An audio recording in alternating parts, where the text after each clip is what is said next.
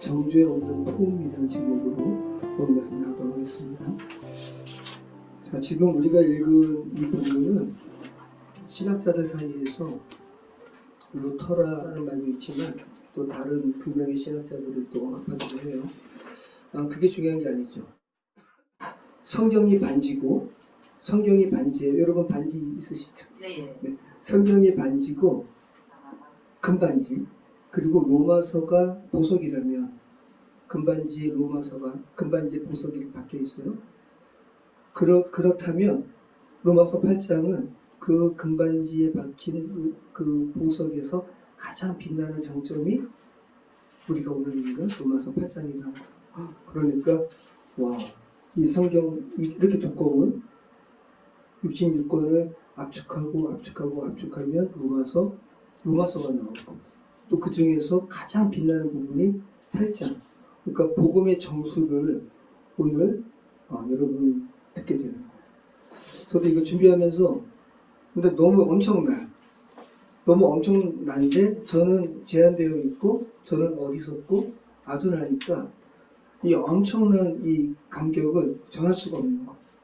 그러니까 바울이 정말 하나님의 놀라운 은혜를 깨달은 사람이에요. 그래서 막 에베소서 편지 보면 깊도다 하나님의 측량할 수 없는 부요요 뭐 이러면서 감격을 막 하잖아요. 문법도 막 틀려버려요. 근데 오늘 로마서 8장이 또 그런 부분. 여러분 한번 그 부분 생각하시면서 로마서 8장이 도대체 어떤 부분이길래 가장 영광스러운 반짝반짝 빛나는 정점이라고 하는가 여러분 생각하시기 바래요. 자, 오늘 성화를 말하는 로마서의 6장, 7장, 8장 중에 마지막 부분입니다. 지난 7장은 나라는 주어가 원문에 몇 번 나온다고 했죠? 41번. 그냥 나의 늪이에요. 저와 여러분이 지금 나의 늪에 빠져 있어요. 나는 왜 이럴까? 내일 이거 되면 어떡하지? 나와 관련된 모든 염려로 여러분의 일상은 그냥 다 뒤덮여 있어요. 나의 늪. 근데 오늘은 이제 나와 대비되는 성령, 푸뉴마로, 그러니까 하나님의 영이 오늘 성경 원문에 21번 나와요. 이제 나가 극복되고 하나님의 영으로 가득 찬 본문이 오늘 로마서 8장이라는 거 여러분 기억하시기 바래요.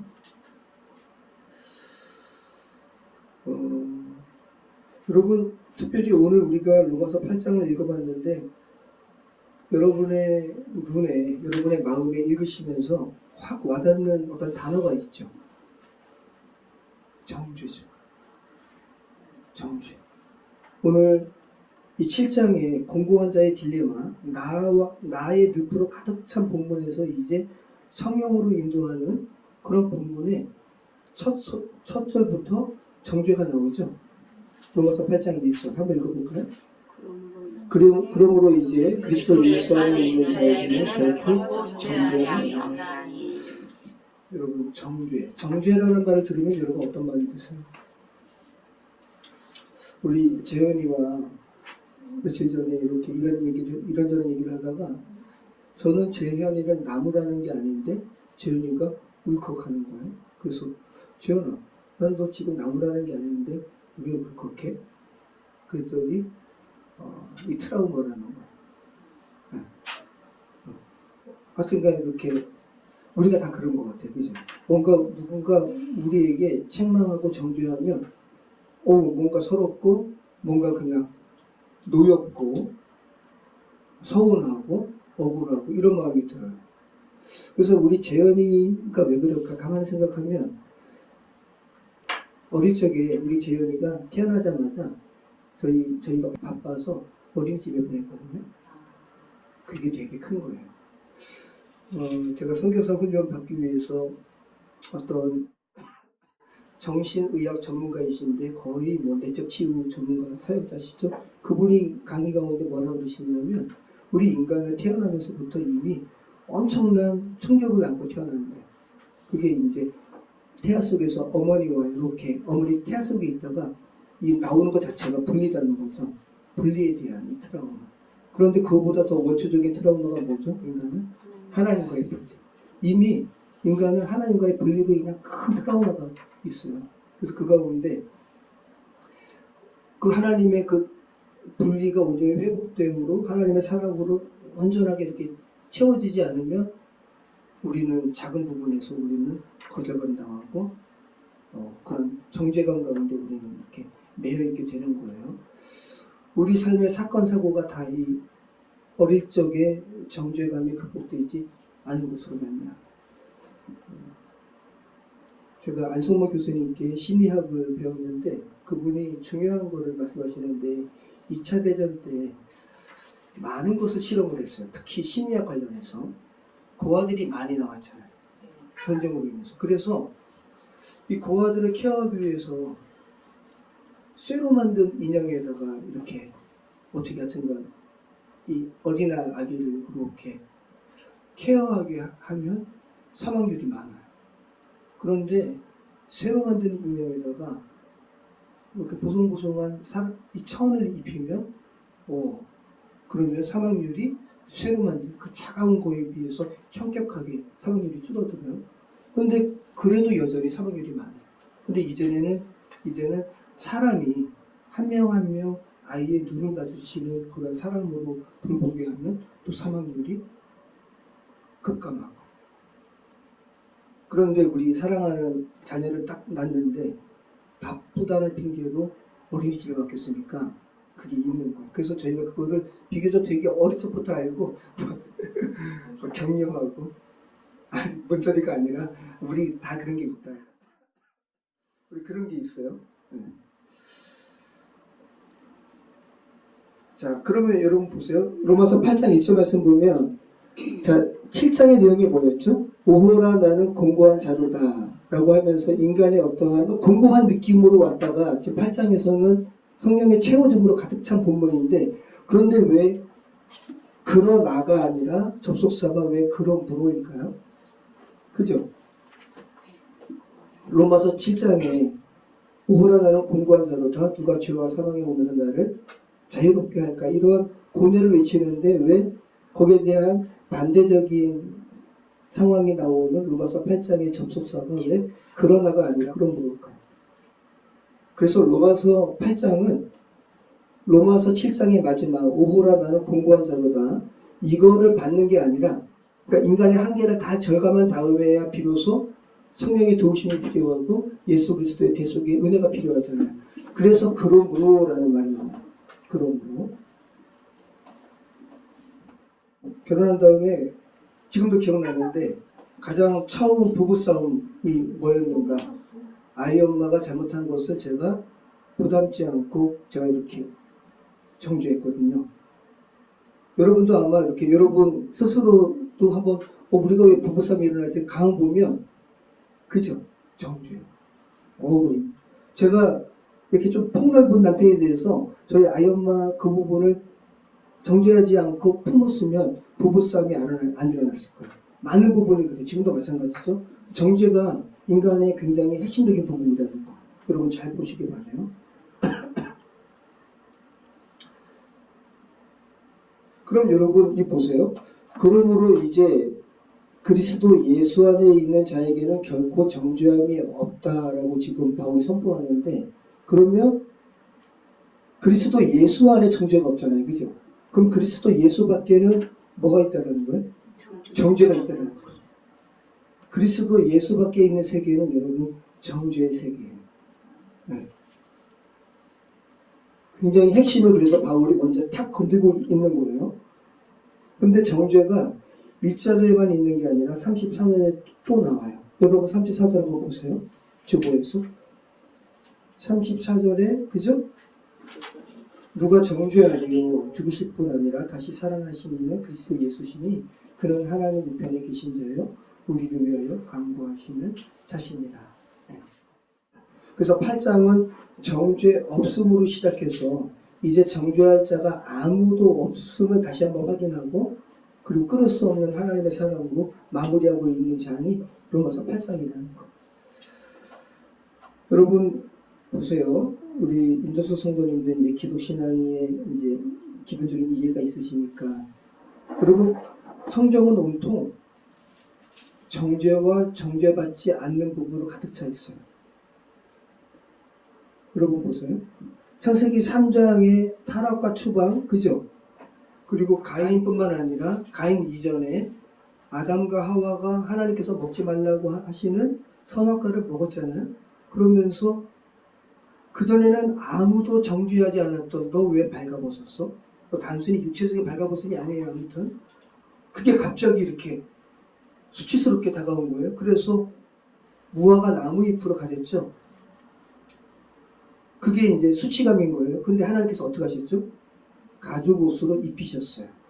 수치감을 가리셨어요. 그래서 거기서부터 정죄의 극복이 일어나는 거예요. 그 다음에 가인의 죽음을 면하게 하셨죠. 가인이 아벨 죽였습니다. 그리고 가인이 뭐라 그래요? 하나님, 나를 만나는 사람마다 저를 죽일 겁니다. 그랬더니 하나님께서 가인의 이마에 표를 주셔가지고 아무도 아벨을 죽인 죄로 가인을 해하지 못하도록 하셨어요. 하나님께서 막으시는 거예요. 그리고 여러분, 우리가 자주 이야기했습니다. 욥을 누가 정죄해요? 사단이 정죄하죠. 하나님은 사단의 정죄가 잘못됐음을 그죠? 욥의 삶 가운데 이제 확인시켜 주시고, 또 욥이 네가 뭐 잘못했으니까 하나님께 벌 받는 거지라고 하는 그죠? 친구들의 말도 다 다물게 하죠. 그 다음에 또 얼마 전에 우리가 스가랴서에 스가랴가 본 환상 중에 어떤 환상이 있었어요? 대제사장 여호수아가 죄를 졌어요. 사람이니까 죄 짓는 거예요. 그러니까 사단이 대제사장 여호수아를 누추한 꼴로 만들어버려요. 그냥 얼굴이 까맣게 수set한 그을린 얼굴로 정말 처량하게 이렇게 있는데 하나님께서 어떻게 하세요? 보란 듯이 그러니까 사단은 여호수아를 대제사장 여호수아를 또 정죄하는 건데 하나님께서는 여호수아에게 새로운 옷을 입히시고 또 정죄의 극복이에요. 다 정죄의 극복이에요. 여러분 신약으로 와서 대표적으로 정죄의 극복이 어떤 장면이죠? 요한복음 8장에 그죠? 예수님은 하나님이세요. 그 예수님을 걸고서 넘어뜨리려고 바리새인들이 가늠 중에 가늠하다가 어떤 여인을 잡아가지고 가늠을 여러분 혼자 해요? 남자를 잡았단 말이 없어요. 그 여인 잡아가지고 예수님 앞에 이렇게 끌고 왔네요. 당신 어떻게 할 겁니까? 예수님이 어떻게 하셨어요? 그렇죠. 근데 그 전에 하신 행동이 땅에 엎드려서 글을 쓰셨어요. 그래서 어떤 신학자들은 그 글의 내용이 예수님은 하나님이시니까 그 여인들을 돌로 죽이려고 돌을 든 사람 중에 가늠한 사람들이 있을까요, 없을까요? 있겠죠. 그 사람의 이름을 어떤 신학자는 그렇게 이야기해요. 근데 아무튼 그러면서 예수님께서 땅에 글을 쓰신 다음에 일어서서 너희 중에 죄 없는 자가 돌을 치라. 그랬더니 사람들이 돌을 들었다가 계면증 와가지고 돌을 내리고 다 도망갔어요. 그 공간에 이 우주의 우주. 여러분 우리가 어떠한 수치심이 발동되면 우주에 고립된 것 같거든요.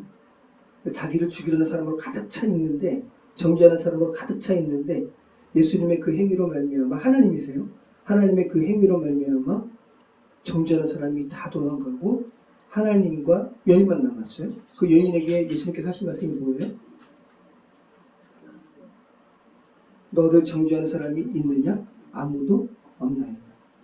하나님은 정죄하지 않으시는 분이세요. 그걸 다시 한번 생각해 보시기 바라요. 그리고 요한계시록의 마지막은 뭐예요? 참수하는 자 사단이 불못에 들어가는 것으로 마무리하고 있어요. 성경이 어떻게 이루어지고 있는가? 정죄가 결국은 우리 인간을 죽이는 핵심임을 성경이 말하고 있고 그 정죄가 로마서 8장 1절에 선포하는 거예요. 그죠? 그러므로 이제 그리스도 예수 안에 있는 자에게는 결코 정죄함이 없다. 정말 너무 놀라운 구조를 지금 우리가 읽고 있는 겁니다. 너무 많죠, 뭐. 누가복음의 탕자, 그죠? 둘째 아들 탕자를 계속 지켜보고 있다가 우리 아들이 언제 돌아오나 돌아온 모습을 보니까 달려나가가지고 신발이 막 벗겨진 것도 상관하지 않고 가서 목을 끌어안았어요. 목을 끌어안는 게 중요해요. 그의 생명을 보호한다는 거.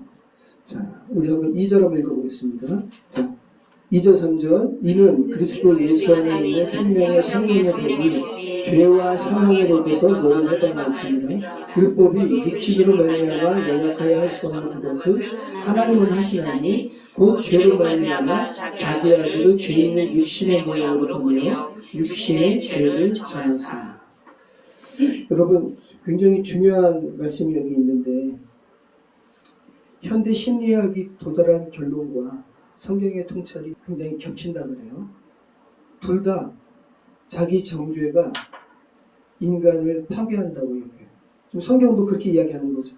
근데 심리학도 그래요. 그리고 둘 다 그 극복이 뭐냐면 그래서 자기 자신을 비판하면 안 된다고 해요. 그리고 셋째는 둘 다 수용이 해결책이에요. 나는 나쁜 사람이야. 난 나쁜 놈이야. 근데 심리학의 해결책은 뭐냐면 그러한 자기 부정에서 아니야, 넌 그래도 좋은 사람이야 라고 자기 연민을 하라고 하는 게 현대 심리학이라는 거예요. 자, 근데 성경은 이 부분은 약간 차이가 있죠. 너 스스로를 너가 품는 게 아니라 하나님이 품으시는 거. 그래서 오늘 제목이 정죄 없는 품이잖아요. 하나님의 품이에요. 자, 그런데 거의 그래서 심리학과 성경이 말하는 것이 비슷한 그런 과정과 결론에 도출되는 것 같은데 결정적인 차이가 있어요. 여러분 심리학에서 아까 뭐라고 그랬죠? 자기 연민이라고 그랬죠? 나는 어떻게 내가 이런 죄를 져? 난 내가 너무 싫어. 짜증나. 그런데 심리학에서는 아니 그래도 당신 좋은 사람이에요. 스스로 좀 연민을 가지세요.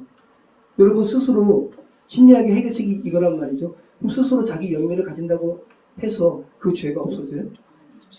아니죠. 그죠? 근데 기독교 신앙은요, 그 죄가 없어지는 얘기예요. 기독교 신앙은 여러분 자기 연민이 아니에요. 기독교 신앙은 정확하게 우리가 지은 죄는요, 여러분 이 감옥에서 사형당하는 중국은 사형 제도가 있죠. 그런 사형자들뿐만 아니라 저와 여러분이 정말 하나님 보시기에는 사형에 해당하는 죄인이에요. 근데 이것을 심리학은 아니야 괜찮아. 그럴 수 있어. 남들도 다 그렇잖아. 자기 연민으로 해결하는데 그래서 엄밀히 얘기하면 죄가 남아있잖아요. 그죠? 근데 기독교는 그게 아니라 그 죄를 예수님께 전가해서 예수님께서 십자가에서 죄를 받으셨어요. 정확하세요. 대속의 사건이 이루어졌어요. 그래서 우리 죄가 사라진 거예요. 현대 심리학은 죄가 있어요, 없어요? 여전히? 있어요. 그냥 자기 느낌이에요. 자기 연민으로 죄가 여전히 있는 거예요. 그래서 어떤 상황 되면 아이고 내가 또 나쁜 놈이지. 근데 우리가 기독교 복음 안에 있다고 하면서 하나님께서 이미 십자가에서 이거 처리하신 것을 또 끄집어내가지고 또 그러면 하나님의 복음을 현대 심리학과 별 차이가 없게 만드는 거죠. 다시 한번 우리가 그래서 복음에 정확하게 사도 바울이 하나님의 섭리 가운데 하나님께서 사도로 쓰시고 이렇게 복음을 다시 한번 제시하는 게 도대체 어떤 의미인지 정확하게 볼 필요가 있다는 거예요. 오늘 그 정점이라는 겁니다. 성경이 말하는 해결책은 내 안에서 오는 게 아니라 정말 내 밖에서 오는 거예요. 여러분 구원은요. 내 안에서 오는 게 아니라 내 밖에서 오는 거예요. 물에 빠진 사람 어떻게 구해요? 그죠? 밖에서 던져줘야 돼요. 늪에 빠진 사람 어떻게 구해요? 스스로 헤엄치면 가난하죠. 누가 던져주고 그거 잡아야 돼요. 기독교 복음은 타력구원이라는 거. 이게 정말 중요한 거죠. 그죠? 자기 연민은 계속 정죄받을 실제 죄가 있는 거예요. 여러분 호수에다가 잔잔한 호수에다가 돌을 탁 던지면 어떻게 돼요? 파장이 일어나죠. 동심원이 생겨요. 그죠? 이 동심원으로 하나님의 이 복음의 역사를 설명을 했어요. 여러분 보세요. 여러분 예수 그리스도가 모퉁이 돌이잖아요. 그죠? 그리고 예수님을 베드로는 뭐라 그러냐면 살아있는 돌. 그래서 여러분 아프리카 탐험가 이름이 뭐죠? 리빙스턴. 리빙스턴이 여러분 살아있는 돌이에요. 리빙스턴. 그러니까 여러분 보세요. 여러분이 돌을 잔잔한 호숫가에다가 근데 이 잔잔한 호숫가가 보기에만 잔잔해. 근데 실제로는 그 내부에는 정죄와 막 여러 가지 폭력과 그걸로 가득한 거예요. 위만 잔잔해 보여요. 여러분 거위, 백조 우아하게 이렇게 다니잖아요. 근데 그 발 밑에 다다다다. 자, 잔잔해 보이지만 정죄와 폭력과 사나움으로 가득한 호수에 하나님께서 살아있는 돌, 예수 그리스도의 돌을 던졌어요. 이게 여러분이에요. 여러분께 이렇게 던졌어요. 던지면 어떻게 돼요? 파장이 일어나는 거죠. 제가 이거를 이거 한번 읽어볼까요? 사람에게는 버림바가 되었으나 하나님께는 택하심을 입은 보배로운 산돌이신 예수님입니다. 성경이 예수님을 살아있는 돌, 그리고 건축자의 사람들은 흠이 있고 볼품 없어가지고 버린 돌을, 그죠? 그래서 예수님께서 십자가에서 못 박히신 거예요. 흠모할 것도 없고 너무 고개 돌릴 수밖에 없는 그러한 예수님을 하나님께서는 모퉁이 돌로 삼으신 거예요. 자, 이 돌이에요, 돌. 자, 돌을 던집니다. 이번엔 제가 재미난 얘기 시켰어요. 자, 호수에 돌을 던졌어. 동심원. 로마서 8장은 이 동심원이 4개의 동심원으로 하나님의 복음을 선포해요. 정죄로 가득한 여러분 마음에 살아있는 돌, 예수 그리스도 산돌을 던지셨어요. 그럴 때 파장이 4개의 파장이 나온다고요.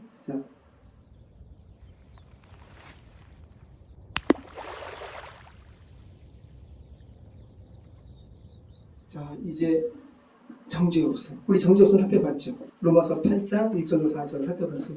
그 다음엔 가정이야. 가정은 뭐냐면 그전에는 이 죄로 말미암아 하나님을 아빠라고 부르지 못했는데 이제 아빠라고 불렀어. 정죄 없음으로 재판정에서 판결받았으니까 감옥에 가요, 집에 가요? 집에 가죠. 집에 아빠가 있는 거예요. 자, 그 다음에는 이제 이 회복이 나만의 회복이 아니라 창세기 3장에 너로 말미암아 모든 땅이 저주를 받고, 그죠? 엉겅퀴와 가시를 낼 것이다. 피조물이 우리 때문에, 오늘 우리가 읽었잖아요. 피조물이 우리 때문에 이 세상이 이렇게 되어 있다고. 이 피조물이 그러면 뭐를 기다리겠어요? 하나님의 아들들의 나타남. 우리가 오늘 읽었습니다. 그래서 우리의 회복은 우주적인 거예요. 그 다음에 공고나 사망이나 기근도 어떤 것도 하나님의 삶에서 우리를 끊을 수 없다. 영원한 사람.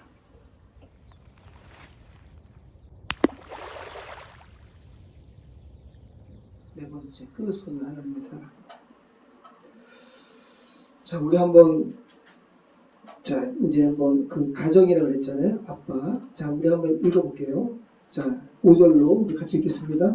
육신을 따르는 자는 육신의 일을, 영을 따르는 자는 영의 일을 생각하나니 육신의 생각은 사망이요 영의 생각은 생명과 평안이니라. 육신의 생각은 하나님과 원수가 되나니 이는 하나님의 법에 불복하지 않을 뿐 아니라 할 수가 없습니다. 육신에 있는 자들은 하나님을 기쁘시게 할 수 없느니라. 만일 너희 속에 하나님의 영이 거하시면 너희가 육신에 있지 아니하고 영에 있나니 누구든지 그리스도의 영이 없으면 그리스도의 사람이 아니라. 그리스도께서 너희 안에 계시면 몸은 죄로 말미암아 죽은 것이나 영은 의로 말미암아 살아있는 것이다. 그러므로 형제들아 우리가 빚진 자로 돼 육신에 있어서 육신대로 살 것이 아니니라. 너희가 육신대로 살면 반드시 죽을 것이로되 영으로서 몸의 행실을 죽이며 살리니 무릇 하나님의 영으로 인도하여 잡는 사람은 곧 하나님의 아들이라. 너희는 다시 무서워하는 종의 영을 받지 아니하고 양자의 영을 받았으므로 우리가 아빠 아버지라고 부르짖느니라. 성령이 친히 우리의 영과 더불어 우리가 하나님의 자녀인 것을 증언하시나니 자녀이면 또한 상속자 곧 하나님의 상속자요 그리스도와 함께한 상속자니 우리가 그와 함께 영광을 받기 위하여 고난도 함께 받아야 할 것입니다. 자, 첫 번째 동심원은 정죄였음이었고 두 번째 동심원과 관련된 구절이 5절부터 17절까지의 말씀인 거예요. 자, 아까 드린 말씀처럼 여러분 이제 재판정에서 그리스도 예수 안에 결코 정죄함이 없다. 이렇게 피고인이 선고받았으니까 감옥에 갈 일이 없죠. 집에 가는 거예요. 그 집에는 이제 아빠가 있어요. 저도 좋은 아빠가 아니기 때문에 우리 아들에게는 이런 아빠의 비유가 하나님을 이렇게 알리는 그 비유로 얘네한테는 지금 어려울 수 있지만 분명한 것은 이것도 극복돼야 되는 거죠. 저도 극복되고 분명한 것은 그렇다고 하나님이 성경이 하나님을 어머니라고 이야기하지 않는다는 거, 예수님도 아빠, 아버지라고 불렀다는 거. 하나님을 어머니라고 부르는 이단이 있죠. 하나님. 그렇죠. 하나님의 교회. 안상홍의 증인. 안상홍 하나님이고 안상홍의 부인인 장길자가 어머니 하나님이라고 하는 거예요. 우리 주상호 성도님 그런데 미혹되시면 안 돼요. 네. 자, 분명히 예수님은 하나님을 아빠라고 부르셨어요. 그래서 이 아빠 안에 우리 재훈, 우리 사랑하는 우리 비교적 이 제대 세상의 자녀들은 엄마가 최고죠. 그죠? 근데 성경이 말하는 아빠, 이 아람어예요. 실제 우리 말과 정확하게 같아요. 발음이 아빠예요. 아빠, 아버지.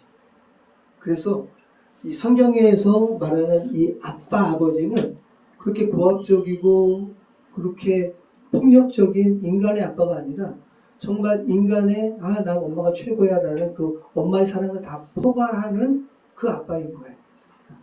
그래서 그전에는 무섭고 내가 죄졌기 때문에 나를 이제 번주시고 지옥에 보내는 하나님을 인식해가지고 멀리 떨어져 있던 하나님이 이제는 아빠 하나님으로 그 가정으로 돌아가게 됩니다.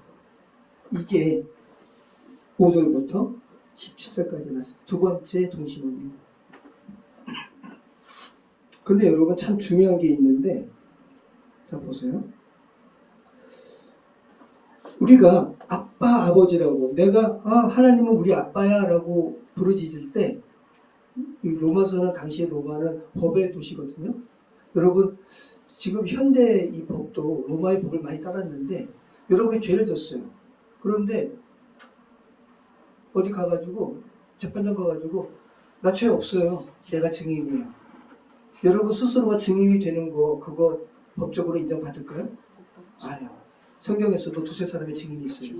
자 그러면 사단이 우리를 막 고발해요. 야 네가 무슨 하나님의 자녀야. 아니야 나 하나님의 자녀 맞아. 나 하나님의 아빠라 불러.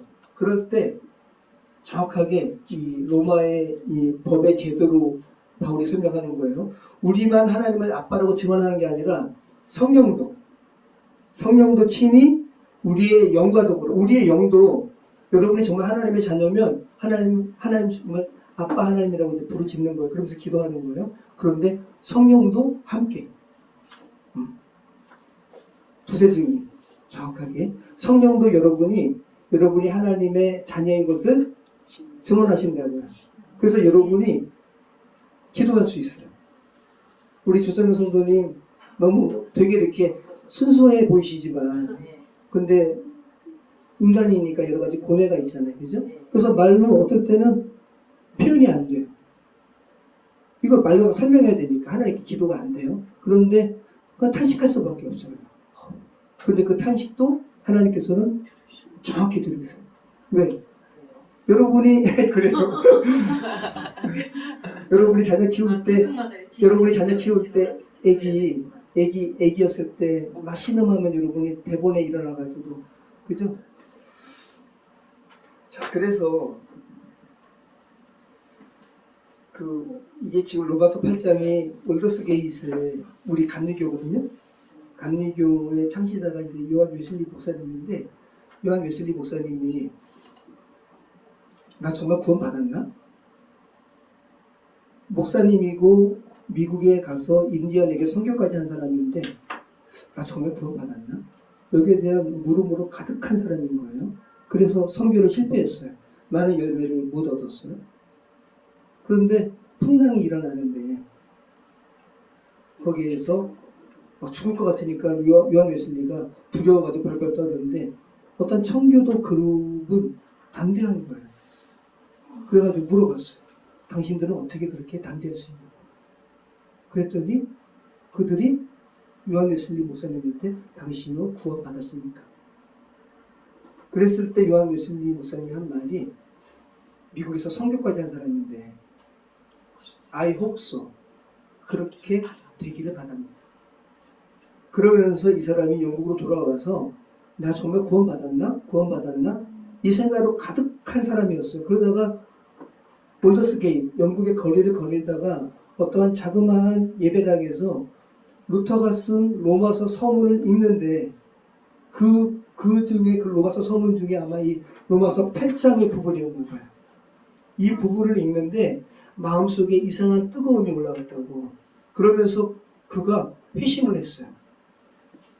그러니까 후대 신학자들은 요한 웨슬리 회심을 이 부분에서 그렇게 얘기하는 거예요. 자기만 하나님의 아들임을 증언하는 것뿐만 아니라 성령께서도 함께 증언하는 것을 깨달았다고 여기는 거예요. 그러면서 요한 웨슬리의 설교가 그분은 말 타고 설교했거든요. 그 전에 미국에 가서는 실패했는데 그 다음부터는 설교하는 사람도 하나님의 거룩한 존전 앞에 세움을 이제 받게 되는 그런 상황을 요한 웨슬리가 이렇게 여기서 이제 감리교회가 이렇게 태동이 된 거예요.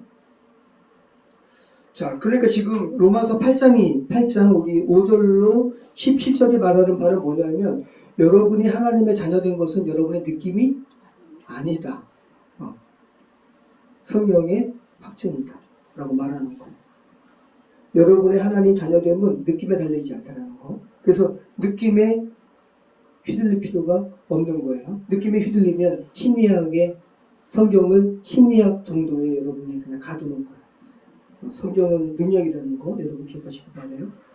자, 이제 두 번째 동심원이잖아요. 자, 세 번째 동심원은 뭐라고 그랬어요? 함께 신음아 우주. 자, 이제 원이 더 커졌어요. 자, 우리 한번 세 번째 동심원 같이 읽어보겠습니다. 생각하건대 현재 고난은 장차 우리에게 나타날 영광과 비교했었구나.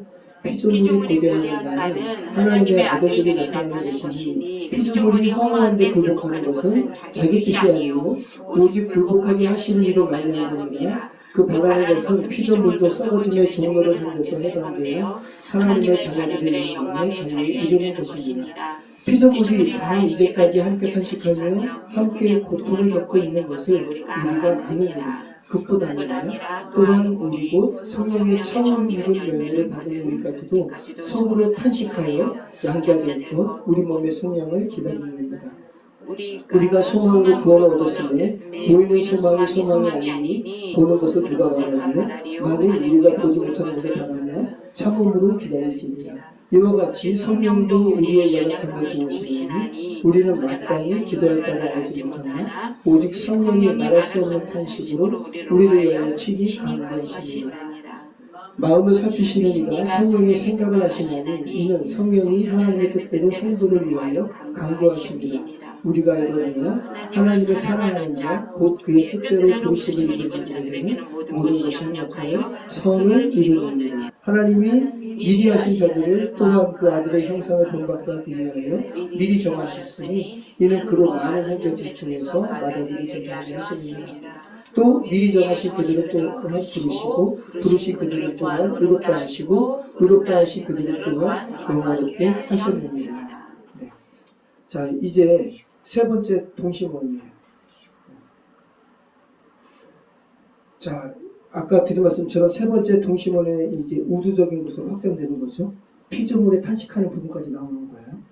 자, 그러면 여러분 이게 피조물들이 하나님의 아들들이 나타나기를 기다린다. 그럼 이게 그럼 여러분 우리가 죄에서 구원받고 그리고 하나님의 자녀가 되었고 나의 정죄 없음이 이제 확실하게 되면 그럼 나는 이제 이 지구의 환경 문제 접근해야 되나? 그죠? 어제도 아카데미 하우스에서 이제 환경에 대한 아주 좋은 축제였어요. 그런데 복음으로 인해서 자유케 된 그러한 결과가 환경의 회복에 대한 주제가 세 번째 동심원에 속하는 정도일까요? 아니죠. 이거는 부차적인 거예요. 아까 드린 말씀처럼 피조물들이 지금 탄식해요. 왜? 피조물들은 여러분 선악과 먹지 않았어요. 이 세상의 피조물들은 인간으로 말미암아 피조물들이 허무한데 굴복하게 되었거든요. 그러니까 그들은 나 이렇게 이 허무한데 굴복되기 싫어. 하나님의 아들들이 나타남을 고대하죠. 그 차원이라는 거예요. 그래서 여러분 작지 않아요. 여러분 한 사람 한 사람이 굉장히 큰 존재예요. 이게 저도 막 이게 뭔가 이렇게 어렴풋이 막 느껴지는데 제가 이렇게 설명할 수가 없어요. 이 감격을. 여러분 한 사람만 세상에 남아 있어도 하나님은 여러분을 위해서 예수 그리스도 십자가에 못 박게 하셨을 거예요. 여러분은 어느 정도의 크기냐 하면 여러분이 얼마짜리일 것 같아요? 주상 성도님 가치가 얼마짜리일 것 같아요? 주상 성도님 때문에 예수님이 십자가에서 돌아가셨어요. 그러면 주상 성도님의 가치는 누구 가치? 얼마짜리 가치예요? 예수님짜리. 그러니까 하나님의 아들이에요. 하나님의 아들의 생명을 주상 성도님의 생명과 바꿀 만큼의 가치가 주상 성도님께 있는 거예요. 우리의 이 가치가 이렇게 엄청나다는 거. 그래서 8장이 요한복음 8장, 로마서 8장 지금 세 번째 동심원이 영혼만 구원받고 몸과 물질 세계가 버려지는 차원의 그 구원이 아니라는 거. 창조 세계 전체가 완전히 회복되는 영적으로만 이렇게 구원받고 물질 세계는 함부로 그냥 내버려두는 이게 아니라는 거. 모든 게 통합돼가지고 회복되는 구원이라는 거 여러분 기억하시길 바라요. 여러분 한 사람 한 사람이 여러분에게만 국한되어 있지 않고 우주적으로 연결되어 있다는 거 여러분 기억하시기 바라요. 그럼 하나님께서 여러분 한 사람 한 사람의 회복을 얼마나 기다릴까요? 피조물만 고대하는 게 아니라 하나님도 고대하세요. 자, 그리고 특별한 말씀이 있는데 피조물도 탄식하고 우리도 탄식하는데 26절에 누구도 탄식하신대요? 성령님. 우리 같이 한번 읽어보겠습니다. 이와 같이 성령도 우리의 연약함을 도우시나니 우리는 마땅히 기도할 바를 알지 못하나 오직 성령이 말할 수 없는 탄식으로 우리를 위하여 친히 강구하시느니라. 성령은 여러분이 하나님 예수님께서 저를 대신해서 속죄하신 것, 돌아가신 것 제가 고백합니다. 예수님 제 마음에 오시옵소서라고 초청하면 성령이 그 즉시 임하세요. 그리고 그 즉시 성령님께서 여러분을 위하여 중보하세요. 우리의 느낌과 상관없이. 이게 여러분 충격적인 거예요. 우리는 마땅히 기도할 바도 알지 못하는 존재예요. 그죠? 정말 무력한 존재예요. 그런데 우리가 하나님의 자녀가 되면 성령께서 함께 기도하시고 우리가 정말 구할 생각도 못하는 것들을 성령께서 구하신다. 이게 얼마나 이게 놀랍습니까? 말할 수 없는 탄식으로. 성령께서 말할 수 없는 탄식으로. 이 표현이 참 어떻게 보면 슬프기도 하고. 그러니까 우리가 성령님을 아프게 하시면 성령님은 탄식하세요. 근데 성령님은 부드러우신 분이시기 때문에 강압적이지 않으시고 계속 기다리시는 거예요. 그러면 우리가 기꺼이 이 완고하고 정말 그 엄청난 그 뭐죠? 노새처럼 그러한 우리가 정말 기꺼이 이거를 알게 되고 하나님의 뜻에 굴복하고 순종하고 그럴 때 우리 안에 있는 성령께서 얼마나 기뻐하실까요? 그죠? 그럴 때 우리 기도가 얼마나 파워풀하게 되니까 생각해 보시기 바랍니다. 그러면서 28절에 그렇게 유명한 구절이 나오는 거예요. 28절에 여기 제가 안 써놨는데 28절 한번 주보에 있습니다. 한번 읽어볼까요? 28절 같이 읽어보겠습니다. 우리가 알거니와 하나님을 사랑하는 자, 곧 그의 뜻대로 부르심을 받은 자들에게는 모든 것이 합력하여 선을 이루느니라. 우리 안에 얼마나 수수께끼 같은 일들이 많아요. 기도할 것들도 많고 자녀 부분, 여러 가지 관계 부분.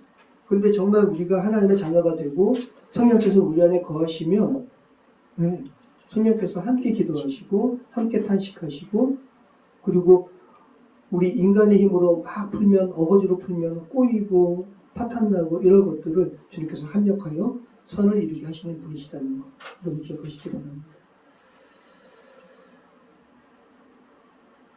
그리고 자 우리 한번 자 29절 30절에서 한번 29도 30절 한번 읽어보겠습니다. 29도 30절.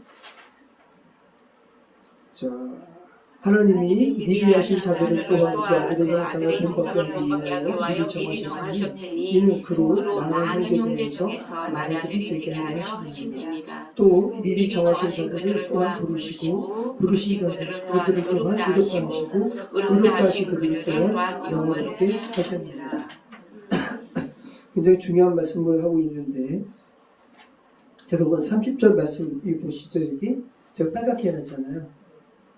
자, 이 우리예요. 여러분이 이제 예수 그리스도를 구주로 영접하시면 성령께서 여러분 안에 거하시고 여러분을 하나님을 아빠, 아버지라고 부르게 하셔요. 자, 미리 정하신 자 그들을 또한 부르시고 부르신 그들을 또한 의롭다 하시고 칭의, 정말 여러분을 전혀 의롭지 않은 여러분을 그 죄를 예수님께 전가시킴으로 여러분을 의롭다 여기시고 그 다음에 의롭다 하신 그들을 또한 영원롭게 하셨느니라. 이거는 이제 궁극적으로 이루어질 거예요. 우리에게는 미래인데, 그런데 바울은 이거를 과거형으로 표현해요. 여러분, 우리에게는 아직 이루어지지 않았어요. 여러분 지금 영화로우세요? 아니죠? 네. 성화 가운데 지금 있는 거예요. 영화는 최종적인 거예요. 그런데 바울이 성령의 감동으로 이거를 과거형으로 쓰고 있어요. 이미 하나님께서 영화롭게 하셨다라는 것은 하나님의 뭐를 이야기하는 거예요? 여러분을 영화롭게 하실 하나님의 확실성. 하나님께서 여러분을 구원하시고 그리고 최종적인 영화롭게 하실 것도 이미 확실한 하나님의 계획 가운데 있다는 거. 이거 기억하시기 바랍니다. 자, 이제 몇 번째 동심원이 남았습니까? 네 번째. 자, 네 번째 동심원은 뭡니까? 영원입니다. 영원. 끊을 수 없는 하나님의 사랑. 그럼 여러분 이거를 가만히 보시면 여러분이 죄를 졌어요. 아주 그냥 여러분이 아주 간단하게 우리의 일상생활로도 표현해도 여러분이 죄를 졌어요. 그래서 재판정 가서 유죄 판결 받으면 여러분 감옥 가야 돼요. 그죠? 근데 정죄 없다고 판결됐어요. 그럼 여러분이 이제 집으로 가요. 집에는 그 폭압적인 아빠가 아니라 완전하신 아빠가 계세요. 그 안에 가시는 거예요. 하나님을 아빠라 부르고 이제 그래서 여러분으로 말미암아 이 죄된 세상이 여러분으로 말미암아 고통받고 탄식하고 엉겅퀴를 내고 가시덤불을 내는 그 창조 세계가 이제 여러분과 함께 여러분도 함께 신음하고 여러분과 함께 이제 회복되는 거예요. 그럼 여러분 한 사람 한 사람이 하나님의 아들로 회복되었을 때 아빠 집으로 돌아왔을 때 그전에는 하나님을 무서운 아빠로 인식하고 다른 종교에 가서 우상으로 막 섬기던 여러분이 이제 하나님께 돌아왔을 때 피조물들이 얼마나 기뻐할까요? 그죠? 응. 그 다음에 다시 정죄 없음을 다시 한번 확증하는 하나님의 사랑으로 끝나고 있어요. 그러니까 여러분 우리의 존재가 얼마나 지금 하나님께서 우리의 존재를 어떻게 보시는가 한번 보시기 바라요. 여러분은 아주 그냥 이 대한민국 지구의 작은 나라 대한민국에 또 여러 가지 고통 가운데 있는 작은 존재가 아니라는 거. 엄청나게 큰 존재예요. 자, 32절 말씀 한번 보실까요? 자, 31절 우리 같이 한번 읽어보겠습니다. 31절, 35절. 네 번째 동심원입니다. 그런즉 이 일에 대하여 우리가 무슨 말하리요? 만일 하나님이 우리를 위하시면 누가 우리를 대적하리요? 자기 아들을 아끼지 아니하시고 우리 모든 사람을 위하여 내주시니가 어찌 그 아들과 함께 모든 것을 우리에게 주시지 아니하겠느냐? 누가 능히 하나님께서 택하신 자들을 거부하고 부럽다 하신 이는 하나님이시니 누가 정죄하리요? 죽으실 뿐 아니라 다시 살아나신 이는 그리스도 예수시니 그는 하나님의 편에 계신 자요 우리를 위하여 강구하시는 자신이라. 누가 우리를 그리스도의 사랑에서 끊으리요? 환난이나 공고나 박해나 기근이나 전쟁이나 위험이나 칼이나 기록된 바 우리가 종일 주를 위하여 죽임을 당하게 되며 도살당하는 같이 여김을 당한과 같으나 그러나 이 모든 일에 우리를 사랑하시는 이로 말미암아 우리가 넉넉히 이기느니라. 내가 확신하노니 사망이나 생명이나 천사들이나 권세자들이나 현재일이나 장래일이나 능력이나 높음이나 깊음이나 다른 어떤 피조물이라도 우리를 우리 주 그리스도 예수 안에 있는 하나님의 사랑에서 끊을 수 없으리라. 이게 이제 네 번째 동심원이에요. 우리 더욱더라는 부분에서 우리가 살펴봤는데 더 어려워 보이는 칭의를 하나님께서 허락하셨다면 그러면 미하면 종말은 얼마나 확실해요, 그죠? 자, 그거랑 비슷한 논법으로 지금 하나님께서 우리를 사랑하신 것을 이렇게 표현해요. 32절. 하나님께서 자기 아들을 아끼지 아니하시고 우리 모든 사람을 위하여 내주신 이가 어찌 그 아들과 함께 모든 것을 우리에게 주시지 않겠느냐. 예수님은 십자가에 못 박히기까지 하신 하나님께서 얼마나 좋은 것으로 여러분에게 주시는 것이 확실하냐라고 말씀하고 있는 거예요. 가장 큰 것을 이미 주신 이가 예수님 외에 다른 것들은 얼마나 작아요, 그죠? 그 작은 것들을 여러분에게 주시지 않겠느냐. 가장 큰 구원을 윤정수 성도님께 허락하신 하나님께서 성도님의 기도, 우리의 기도 제목들 하나님 보시기에는 예수 그리스도마저 주신 분인데, 그죠? 얼마나 하나님께서 그 하나님의 뜻 가운데 한명까지 선을 이루는 것이 확실하겠느냐는 말씀이에요. 우리 37절 말씀 한번 볼까요? 37절. 자, 그러나 이 모든 일에 우리가 사랑하시는 이로 말미암아 우리가 넉넉히 이기느니라. 다시 한번 넉넉히가 뭐예요? 그냥 이기는 게 아니라 압도적으로 이기는, 차고 넘치게 한다는 거. 우리에게 그런 자격이 있으셔가 아니라 우리가 하나님의 자녀이기 때문에 여러분이 여러분의 자녀에게 정말 능력만 된다면 넉넉히 주고 싶잖아요, 그죠? 그러니까 로마서 5장에 비대칭의 은혜, 그죠? 하나님과 인간을 비교하면서 하나님의 은혜를 강조하는 장에서 죄가 차오를 때마다 하나님의 은혜는 그 죄보다 압도적으로 차고 넘치는 하나님의 은혜에 대해서, 그죠? 로마서 5장에서 이렇게 바울이 이야기했는데 다시 한번 그 이야기를 또 하는 거죠. 자, 그리고 38절, 39절이 로마서의 마지막 선언이에요. 사망이나 생명이나 천사들이나 권세자들이나 현재일이나 장래일이나 다른 어떤 피조물이라도 우리를 우리 주 그리스도 예수 안에 있는 하나님의 사랑에서 끊을 수 없으리라. 지금 바울이 생각할 수 있는 모든 단어를 다 총동원하는 거예요. 죽음도, 삶도, 천사도, 권세도, 지금도, 미래도, 그 어떤 것도 우리를 향한 하나님의 사랑에서 끊을 수 없다. 자, 오늘 로마서 1장 8장 1절에서 그리스도 예수 안에 정죄가 없다라고 시작된 것이 이제 그 어떤 것도 그 하나님의 사랑에서 저와 여러분을 끊을 수 없는 것으로 확장되고 또 끊을 수 없다라고 결정짓고 있잖아요. 봉인해버렸어요. 하나님께서 봉인하신 거예요. 이건 누구도 이거는 파괴할 수가 없어요. 자, 여러분 말씀 마칠게요. 저와 여러분에게 허락하신 구원이 여러분 작은 게 아니에요. 우주적인 거예요.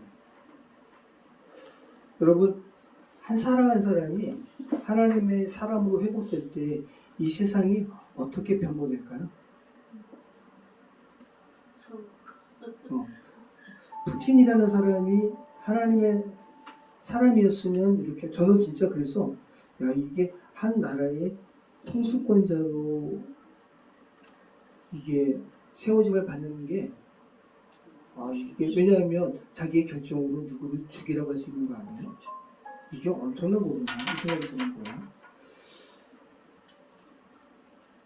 여러분 한 개인에게 정죄가 차단되는 사건은 그 사람의 심리적인 안정감만 제공하는 것뿐만 아니라 하나님의 새로운 창조가 그 사람 안으로 침투하는 사건이에요.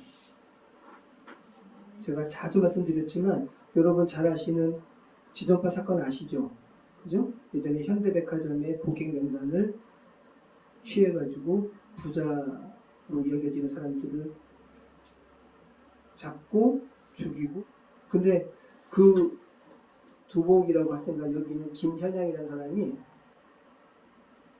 감옥 안에서 하나님 만났어요. 그래서 자기 죽은 다음에 정말 죄송하다고 그러고 자기로 인해 피해 입은 사람한테 사죄하고 강원도가 자기 집을 교회로 좀 이렇게 김현양이에요. 근데 이분이 마지막 지금은 한국은 사형을 안 하지만 그때는 사형을 했으니까 사형당하기 전에 세상에 대해서 하고 싶은 말이 있냐고 할 때 한 말이 뭐냐 하면 어릴 적에 자기가 가난했다고. 그래서 미술 준비를 하지 못했다고. 근데 담임 선생님이 미술 준비하지 않은 자기를 나무랬다고. 그게 사형당하기 전에 마지막 한마디예요. 정죄당한 거죠. 그리고 그 다음 미술 시간에 훔쳐서 미술 준비를 가지고 왔더니 그때는 혼나지 않았다고. 김혜영이 어릴 적에 만약에 여러분 어떤 선생님이 그렇게 하지 않고 어린 시절에 그 김혜영에게 상처 입지 않도록 따로 이렇게 돈을 줘가지고 미술 준비를 사와라. 그러면 여러분 김혜영이라는 사람은 지존파가 아니라 그죠? 그죠? 선행을 받은 사람들은 그 선행을 베푸고 싶잖아요. 제가 얼마 전에 페이스북에서 어떤 글을 봤냐면 자기가 의사예요, 의사. 그런데 어떤 아이가 자기 아버지인가 뭔가 하여튼간 그 수술 좀 해달라고 그럼 자기가 병원 청소하겠다고. 그런데 여러분 불과 시간이 많이 걸리지도 않았어요. 6년인가 7년인가 지난 다음에 어떤 청년이 찾아왔죠. 자기 의사 됐다고. 그래가지고 눈물로 이렇게 포옹하고 만약에 그 학생도 저희 아버지 수술 좀 해주세요. 제가 병원 청소할게요. 이 말을 만약에 그저 김현영의 그 선생님처럼 돈 없는 놈이 무슨 이렇게 했으면 여러분 어떤 결과가 이루어졌어요? 한 사람에게 전해져야 할 정죄가 차단됐을 때 바뀌어지는 이 상황을 여러분 보시기 바라요. 그러니까 이게 한 사람의 개인의 문제가 아니라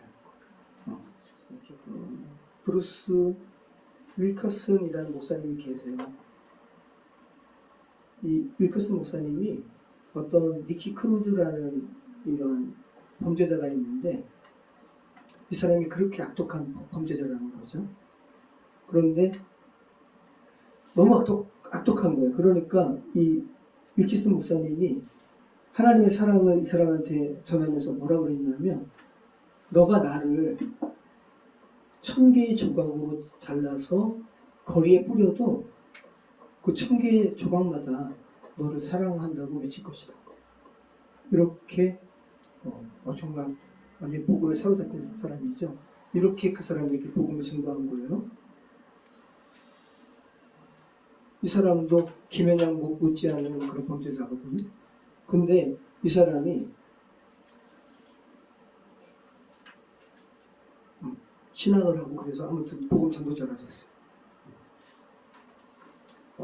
너가 나를 1000조각으로 잘라서 거리에 이렇게 너그러들어도 그 조각 하나하나가 너를 사랑한다고 외칠 것이다.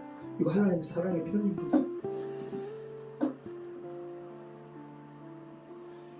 여러분, 이 복음은 정말 놀라운 거예요.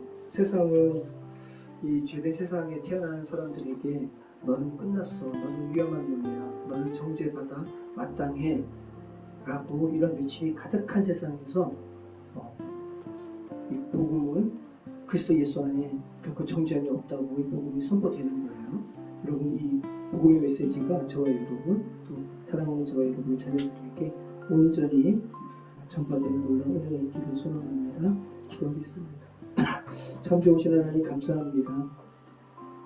성경 66권의 그 두꺼운 부분에서 가장 반짝반짝 빛나는 로마서 8장의 부분을 또 나누게 해주신 감사합니다. 제가 아주나에서 또 하나님의 그 사랑의 크기에 대한 감격이 부족해서 온전히 증거하지 못한 부분은 하나님 그 이상의 그런 깨달음을 또 은혜를 하나님의 사랑을 이곳에 모인 이들에게 허락해 주시옵소서.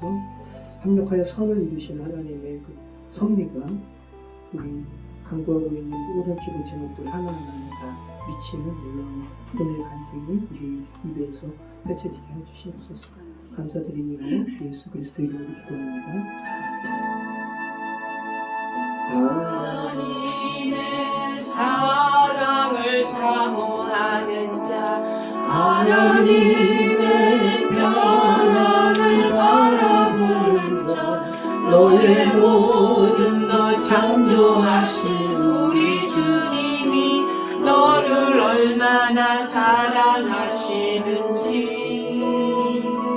하나님께 찬양과 경배하는 자 하나님의 선하심을 닮아가는 자 너의 모든 것 창조하신 우리 주님이 너를 자녀 삼으셨네.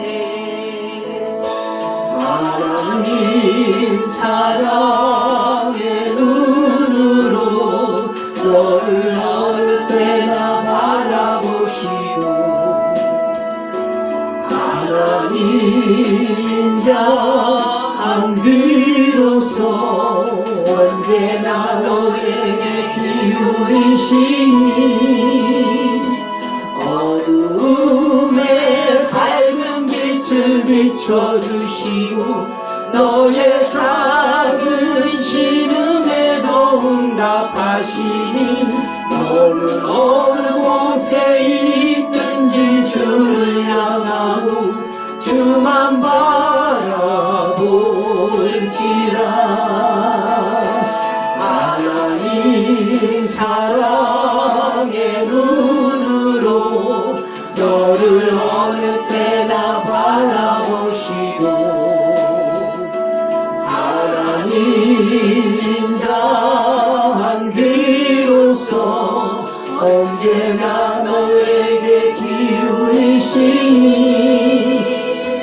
어둠에 밝은 빛을 비춰주시고 너의 작은 신음에도 응답하시니 너는 어느 곳에 있든지 주를 향하고 주만 바라볼지라. 우리 한 주에서 기도하겠습니다. 그렇습니다. 하나님 아버지, 우리의 작은 신음도 주께서 들으시고 의미치 않으시고 모든 것을 아시는 하나님께 다시 한번 저희의 인생을 주께 올려드리겠습니다.